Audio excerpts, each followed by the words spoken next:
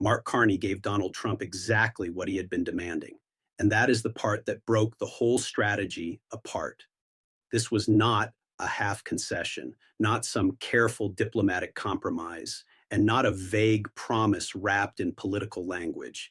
It was the complete package. Every demand Trump had put his name behind in public, every condition his team had quietly fed to the press as the absolute minimum for any deal, every figure his trade advisors had told investors was the bottom line Canada had to meet. Canada brought it forward, signed it, organized it, and presented it in a way that would have let the White House walk straight into a press conference, produce the headlines, cut the video clips, and call it a historic win for America before the weekend news cycle even arrived. The deal was ready. The victory was ready.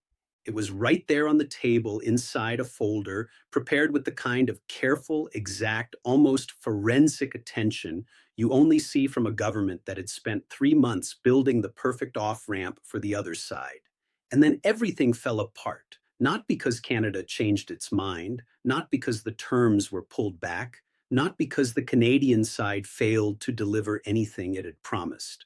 The plan collapsed because the White House could not recognize a real win when it was placed directly in front of it. It collapsed because a political machine built to force maximum public humiliation from the other side had no setting for what happened next. A counterpart that had agreed to everything calmly, quietly, without drama, and was now sitting across the table, waiting for the Americans to simply say yes. Warren Buffett, who was given a detailed account of the meeting from sources on both sides within hours of its ending, reacted with the kind of clarity that comes from 94 years of watching human behavior turn into financial consequences. There is no more dangerous position in a negotiation, Buffett said, than getting everything you asked for from someone who understood exactly what they were doing when they gave it to you. And once you understand what Carney actually handed Trump, why he handed it over, what he expected would happen next, and why the opposite happened instead, you understand why analysts are now calling those 48 hours one of the most self-defeating moments in modern American trade negotiation history. You also understand why institutions responsible for managing $6.44 trillion in cross-border North American commerce are now moving on to contingency plans they hoped they would never have to use.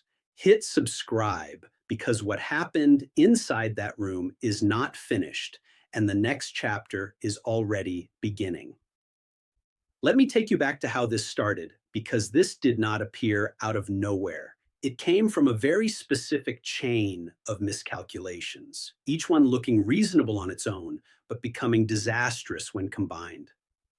By the time the decisive debate happened inside the Canadian government, the trade conflict between the United States and Canada had already been dragging on for 10 months. 10 months of tariffs, counter tariffs, rising political language, damaged supply chains, and slow pressure on the $6.4 trillion economic relationship that supports the working heart of North American manufacturing, energy, and agriculture. 10 months in which Canada had taken the public insults, handled the political pressure at home, quietly built diversification routes, worked on European frameworks, Pacific energy deals, early rare earth arrangements, and waited with the kind of discipline most governments cannot hold for long until the strategic moment was right. According to officials from both sides who gave detailed accounts through sources connected to this reporting, that moment did not come because the trade conflict itself changed. It came because the political environment in the United States changed. Trump's economic approval numbers had fallen for 4 straight months. Pressure from American business groups, especially manufacturers exposed to disruptions in Canadian supply chains, had reached a point where Republican senators from industrial states were privately warning the White House that the political cost of the conflict was now growing faster than any political benefit. Tariff revenue that had been promoted as an economic win was being overtaken in analysis from the American Manufacturing Council and the Chamber of Commerce by rising supply chain costs that were beginning to reach consumers in ways polling could detect. Washington needed a deal. It needed that deal to look like an American victory, and it needed something that could be packaged, photographed, and pushed into the news cycle before the next round of quarterly economic numbers landed. Most Americans did not realize that this created a narrow diplomatic window, one that Canada had quietly been preparing for 3 months. One Canadian official later described the strategy as one of the most sophisticated political traps in recent North American diplomacy, but it was not a trap in the usual sense. There was no trickery, no fake offer, no hidden deception. Everything Canada put forward was real. The concessions were real. The numbers were accurate. The framework could work. If it was a trap at all, it was built entirely out of truth. Canada would give Trump exactly what he had publicly demanded. Not close to it, not conditionally, exactly. The theory was elegant, careful, and sharply calculated.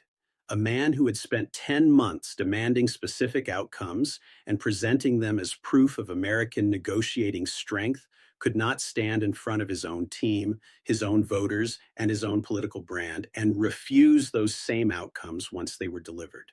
The theory was right in every detail. The execution was flawless, but the result did not follow the theory. And that is what makes the next 48 hours more than just a diplomatic incident. It makes them historically important in a way economists and political scientists will be studying for years. The meeting was held in a suite of rooms at a Washington hotel selected by mutual agreement. It was not held at the White House because that would have given the American side too much symbolic control. It was not held at the Canadian embassy because that would have looked like a concession from Washington. It was neutral territory, practical and plain, a space whose ordinary nature sent its own message. This was supposed to be business, not theater. The Canadian delegation arrived first. Mark Carney came in with his senior trade negotiator, two economic advisors, and a legal team described by sources as one of the most technically prepared groups Canada had ever brought into a diplomatic negotiation. They entered the conference room at 9:14 in the morning and took their places with the quiet efficiency of people who had gone over this moment many times before. The documents were arranged on the table. Water was poured, laptops were opened, and then they waited. The American delegation came in 11 minutes late. Canadian sources did not describe those 11 minutes as some deliberate insult because the delay was probably logistical, but they did describe it as a useful chance to observe. The Canadian team watched what the Americans were carrying as they entered. Standard folders, one laptop, one binder. It was the kind of document load that suggests a team expecting to be presented with something, not a team prepared to truly negotiate. The session began with the usual diplomatic language, introductions, commitments to a productive outcome, and the careful professional courtesy both sides maintained, even as the meeting moved toward one of the most uncomfortable diplomatic moments in recent memory. Then Carney spoke. He did not open with a position. He did not make an initial offer. He did not go through the normal diplomatic routine of setting boundaries and laying out negotiating space. Instead, he placed one document on the table, a 187-page bound file with tabs, and spoke with the calm, unhurried precision that people in the room later described as the most unsettling part of the entire session.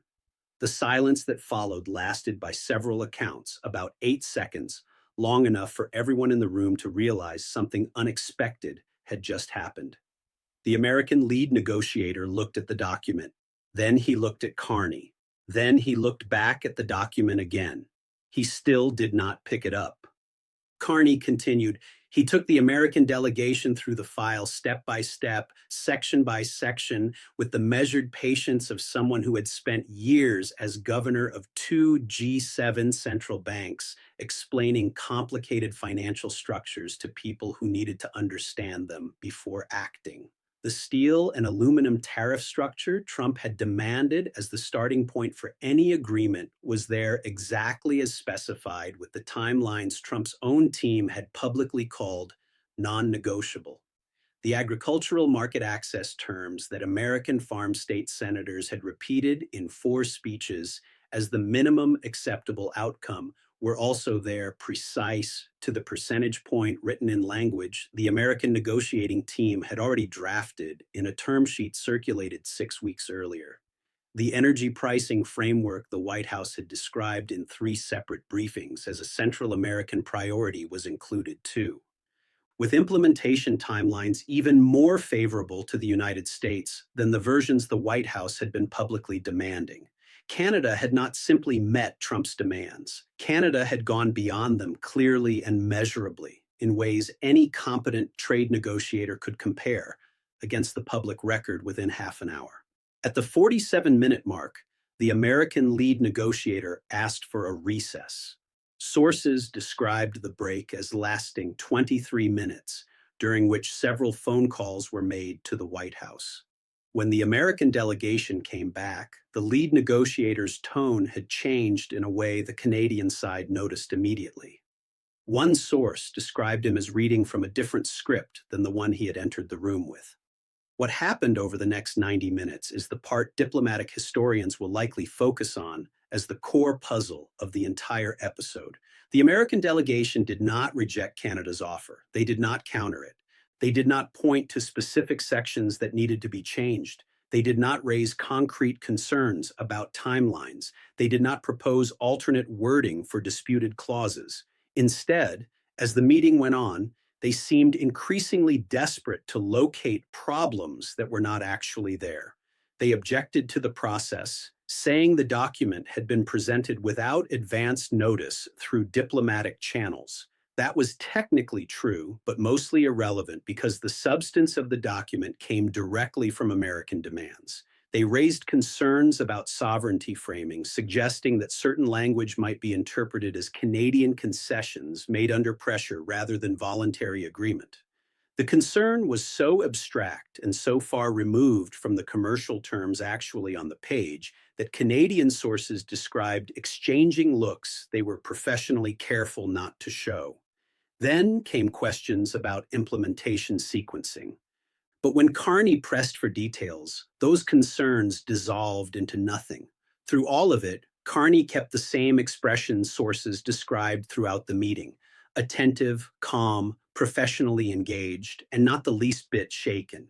He answered each objection directly with precision and without irritation. When the process issue was raised, he offered to have the document formally sent through diplomatic channels that same afternoon and reconvene the next morning.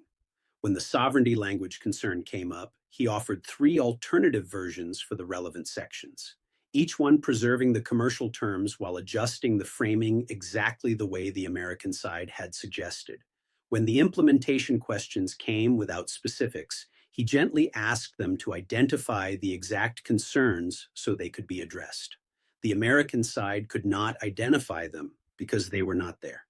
At the 2-hour and 11-minute mark, the American lead negotiator said the sentence sources on both sides, later described as the defining line of the meeting: "We need to take this back to Washington."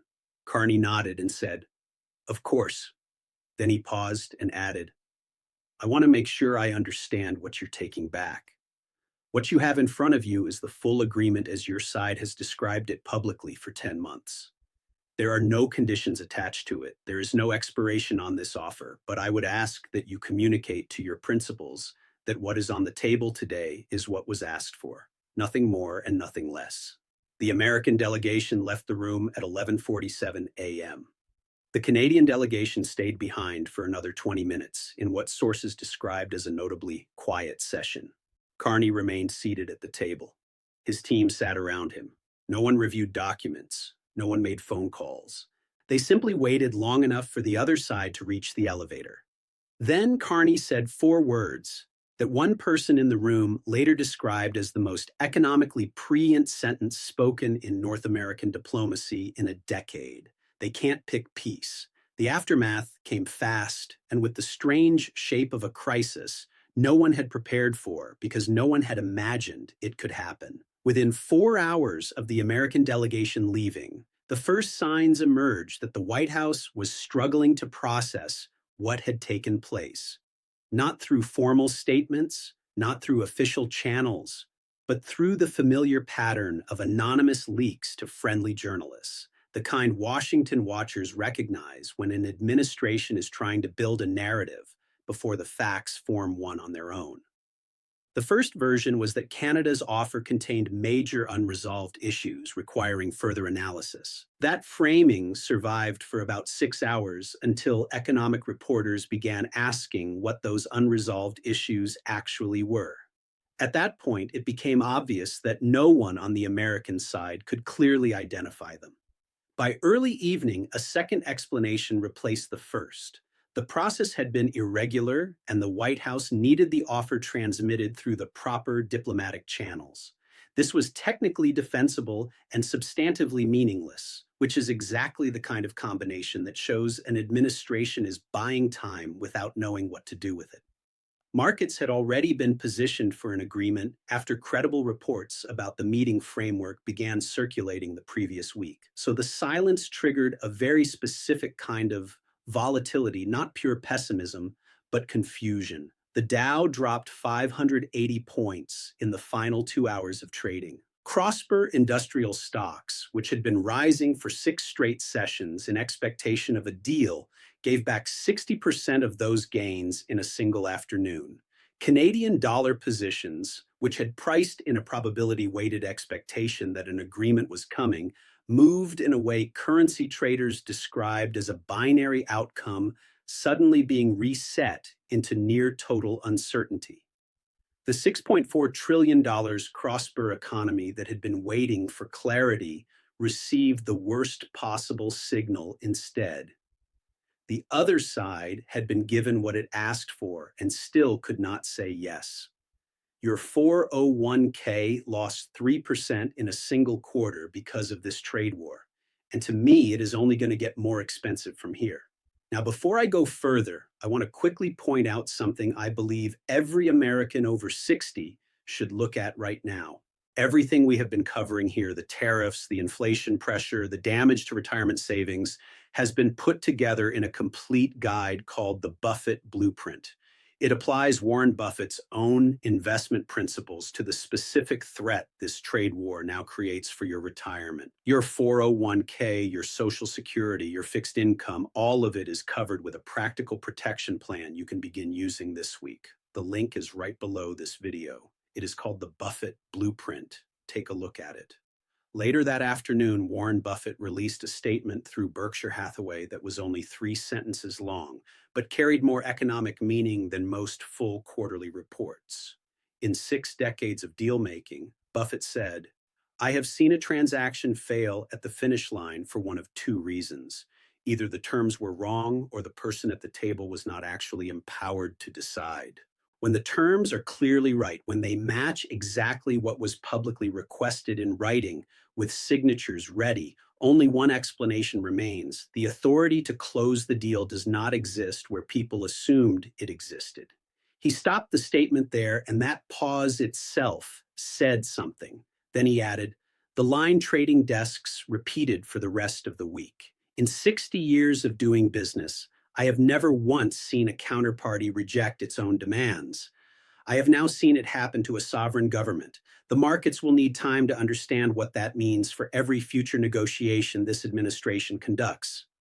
Buffett's statement moved markets not because it revealed facts the markets did not already know, but because it gave investors the interpretation they had been struggling to build on their own. It explained why the most economically rational outcome, the one both public positions had been pointing toward, had not happened. Buffett named the problem. The authority to decide was not where people believed it was. The negotiating team that left that hotel conference room was not the team capable of closing the deal. The people who could close it were inside the White House watching coverage, and the coverage was not telling them what had actually happened in the room. It was telling them what their advisors believed they needed to hear. The consequences of a non-agreement that should have been an agreement are a kind of damage economic models are not built to measure, because those models usually assume rational actors will pursue their stated interests once those interests become achievable at the stated price.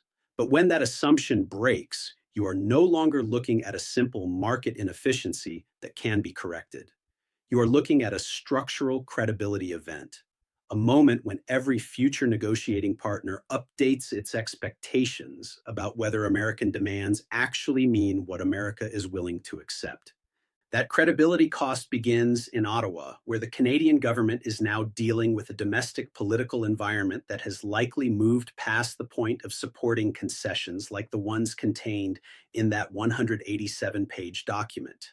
The Canadian officials who designed that offer, who argued internally that maximum transparency and maximum good faith were the right strategy, now have to answer to a political base that watched maximum good faith produce no agreement at all.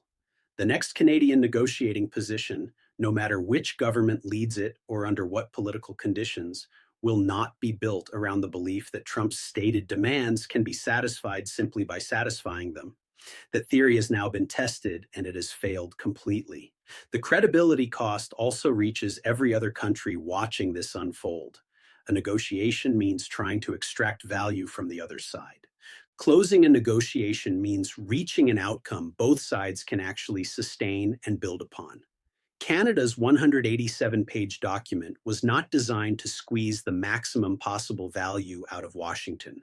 It was designed to give Washington an outcome it could live with, built on Washington's own stated requirements, written in Washington's own language, and offered at Washington's own demanded price. It was the most generous opening position of this entire bilateral conflict. And it was not rejected because it fell short. It was rejected because the system receiving it had no mechanism for accepting it. Warren Buffett's 4 appearances in the story of those 48 hours form a complete philosophical arc. First, the warning. There is no more dangerous position in a negotiation than getting everything you asked for from someone who understood exactly what they were doing when they gave it to you. Then the translation, what Canada presented, was not a gift. It was a demonstration of what was possible, what had been publicly demanded, and what the American side still could not bring itself to accept. Then came the authority verdict. The power to close the deal was not where it had been assumed to be. And finally, the reckoning. He had never seen a counterparty reject its own demands until now. 4 sentences backed by 60 years of pattern recognition applied to 48 hours of events.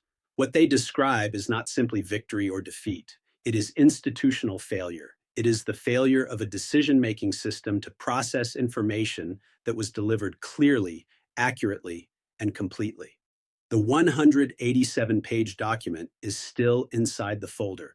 The tabs are still in place. The signatures that could have gone on it, the signatures that had been prepared and were waiting to be placed there, are still missing. The $6.4 trillion economic relationship is still operating without the directional clarity the document could have provided. The 47,000 workers whose supply chains depend on that clarity are still waiting. NORAD modernization is still stalled. The Five Eyes relationship is still functioning below full efficiency. The European and Pacific alternative frameworks Canada built during the conflict are still active, still moving, and still becoming more real with every passing day. And Mark Carney is sitting in Ottawa with a 187-page document that contains everything the other side said it wanted, still held in a folder, still waiting. The question now is not whether an agreement will eventually become necessary. The economic logic that made it necessary 10 months ago still exists today, only with even greater urgency. The real question is what it will cost to reach that point from here.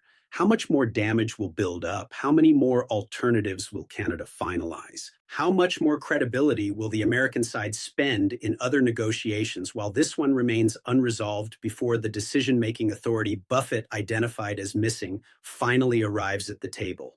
Carney gave Trump exactly what he asked for. He watched the plan collapse, and he is still holding the document because he understood something: markets are only now starting to price correctly. The side that walks out of a room after offering everything and receiving silence is not the weaker side. It is the side that now knows exactly what it is dealing with. And that knowledge in every next round and every negotiation that follows is worth more than any single concession written into any single 187-page document. Canada knows what it is dealing with. The world knows what it is dealing with. And Warren Buffett is already betting on what that knowledge produces next. Every future meeting, every future proposal, every future document placed across a table between these two countries will carry the weight of what happened in that Washington hotel, not as a grievance, but as information. Canada walked into that room carrying everything the other side had said it wanted. It walked out carrying something more lasting than an agreement. It walked out with the clearest possible picture of what this negotiation actually needs in order to close. And it is not more concessions. It is different decision making. Until that changes, the folder stays closed, the document stays unsigned, and the consequences keep compounding in ways no press statement, no political post, and no public spin can stop, measure, or reverse.